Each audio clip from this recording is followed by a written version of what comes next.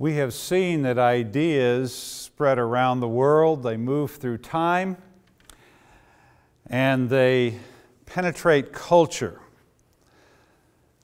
And I'd like to take a little more time to focus on the concept of ideas penetrating culture, because it is something that the church has lost sight of.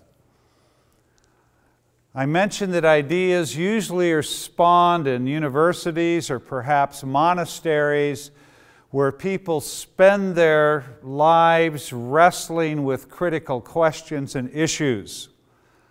And they move from there to the filmmakers and songwriters, the poets, and then from there they have an impact on the professionals. And the professionals then create institutions that surround our lives, the laws, the structures, the institutions that frame the society in which we live. Someone said to me the other day, reflecting on a consumer society, they said, we are being consumed by consumerism. Consumerism is part of our lives. It's part of the structure, part of the fabric of our lives. And we love spending money. But do we realize that what this society is doing is consuming us? It's consuming our hearts, our souls. It's consuming our health. So we live within the framework of these structures and institutions of society, and we don't even know what's happening to us. But I want to take a few minutes and look at the role of the artist, what I call the balladeer. In the medieval times, there were clowns, I think they were called jesters, and then there were balladeers. And the balladeers were people who would sing, they were minstrels, they'd go from town to town telling stories, turning the history into a story to remind people of who they were. And it is that concept of balladeer that I want to speak of today.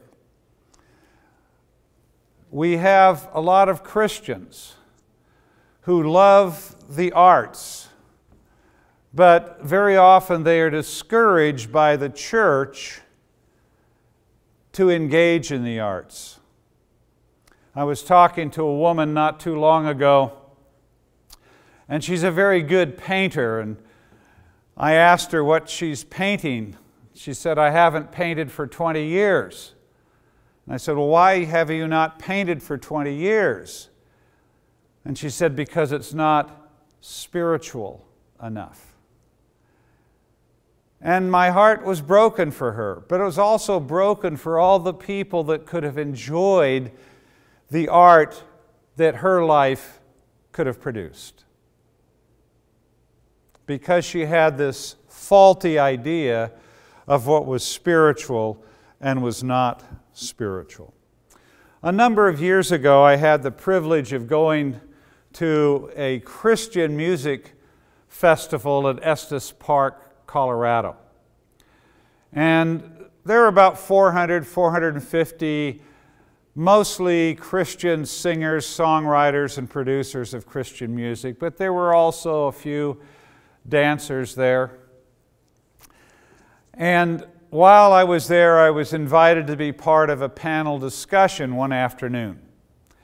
I was the only one of the 4 panelists who was not a singer, but I felt honored to be in their company, and there was a group of maybe 45, 50 singer-songwriters that had gathered for this afternoon workshop. And one of the singers that was on the panel was mentioning that Madonna was in Japan that week doing concerts, and that people were paying $1,000 a seat to hear Madonna sing. And that was his point, the amount of money that Madonna was making.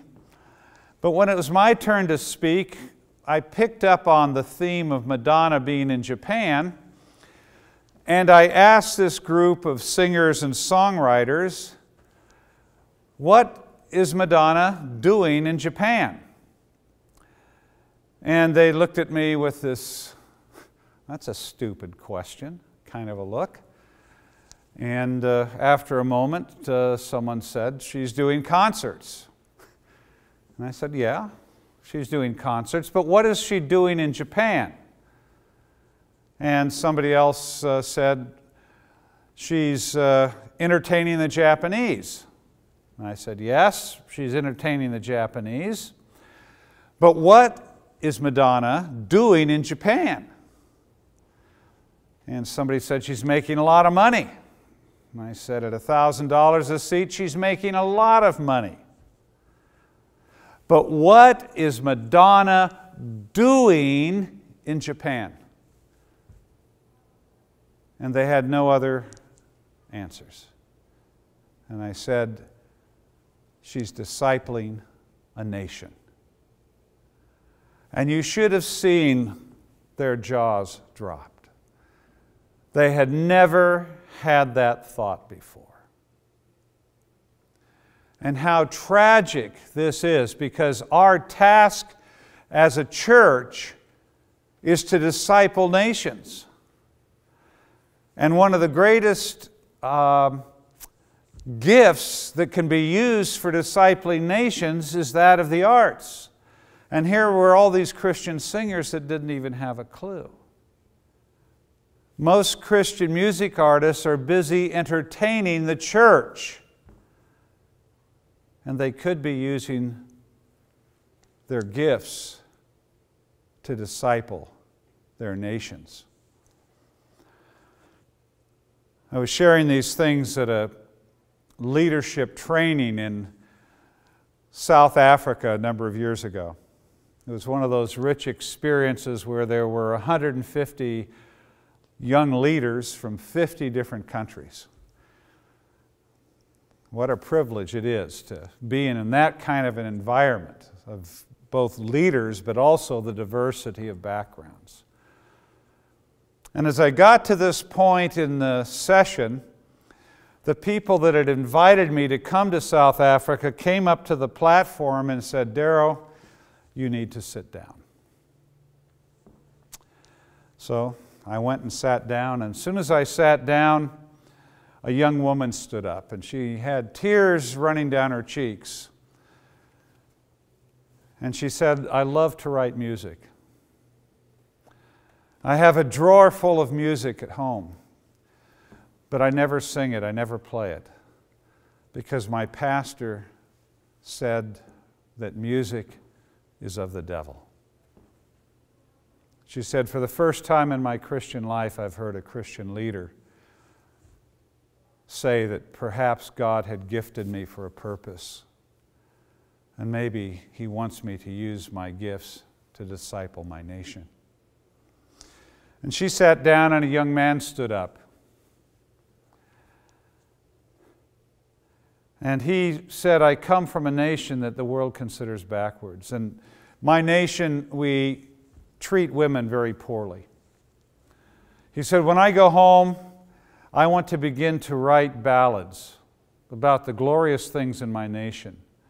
And I want to begin to write songs about the dignity of women to see if I can change the way women are perceived in my society." And he sat down. And another young leader stood up, and another and another. For 45 minutes this went on. And at the end of 45 minutes, there were no other young people that wanted to stand. And so we brought up, I think there were about 35 young people. We brought them up to the stage. We had everyone else stand. and raise our hands over them and pray for the releasing of their gifts to the arts. It was a remarkable time. The Greek philosopher Plato said, "Give me the songs of the nation, and it matters not who writes its laws." What did Plato understand? Plato understood that music shapes culture, and culture is upstream from economics and politics. Give me the songs of a nation, and it doesn't matter who writes its laws. We're seeing this all over the world today. I don't know how many of you have seen the famous Kiss. A couple of years ago, Madonna and Britney Spears did a concert, a global concert, and at the end of a song, they did a French kiss. Do you think this was planned? It most certainly was. They, as artists, were making a statement to the young people of the world that there's no difference between a man and a woman kissing and two women kissing. They were at that concert discipling nations. And today, what do we see happening all over the world? We see government after government seeking to redefine the laws of marriage, to make marriage between any consenting adults, not just a male and female. And I look as I travel to South America, as I travel to Africa, these nations in all their poverty, why are their parliaments, why are their congresses spending so much time creating these laws? Because the culture has shifted, and the arts have perpetuated the shift in the culture. I love going to a Wyoming Base in Puerto Rico. I go there every year, and I love going there for two reasons. One, they understand the importance of worldview and they take it very seriously. And the other, they attract a lot of young people who are artists, poets, songwriters, singers. And a few years ago, I was there teaching, and one of them asked me, they said, "Darrell, we understand you're writing a book on the plight of women." And I said, "Yes." And they said, "Well, would you give us a session while you're here about the book?" And I said, "Sure." And that night, I taught on the maternal heart of God. And while I was in the middle of teaching this subject, I noticed that the women were beginning to cry. They'd never heard anything like this before, and they'd never heard anything like this from a man before. And after a little bit, the men started crying because they were hearing the broken hearts of their sisters. The leader of the base, the Wyoming Base, came up and led a 45-minute time of repentance, and it was really an incredible evening. But the next year when I came back for my week of teaching again, one of the first things that happened, I had two poets come up to me at separate times, but each poets, and they wanted to share with me some of the poems they had written during the year about the dignity of women. And then I had another one of the guys come up, and he's a budding young filmmaker, and he said, "Darrell, after you left, we wrote a screenplay on the issue of the dignity of women." And they wrote the screenplay, they acted, produced, and directed this 45-minute movie. They'd never made a movie before in their lives. but they wanted to become balladeers, to speak prophetically to their culture. And then after that, another young man came up and he said, "Darrow, since you were here last, we've written an original song album, 11 songs, and the music for 11 songs, all on the dignity of women. And these were not songs for the church. One of the titles of one of the songs was, 'There's no condom for the soul.' You can have a condom for your body, but not for your soul." So these young people took this album and they toured all over Puerto Rico sharing these songs. And then they went to Colombia and toured Colombia sharing these songs. They had captured, their imagination had captured the idea of becoming balladeers for the kingdom of God. We need to encourage young Christian men and women who love the arts and are gifted in the arts to begin to speak prophetically to the culture. And we need to encourage pastors. When the church is healthy, she is the wellspring of the arts for a nation. And right now the church is not very much involved in the arts. Maybe if it's religious art, religious songs, yes, but in terms of shaping the music and the culture, we're not even in the game. So we need to encourage pastors and young Christians to begin to engage in the culture with the arts. I'd like you to talk or to reflect around this idea. I mentioned that culture is upstream from economics and politics.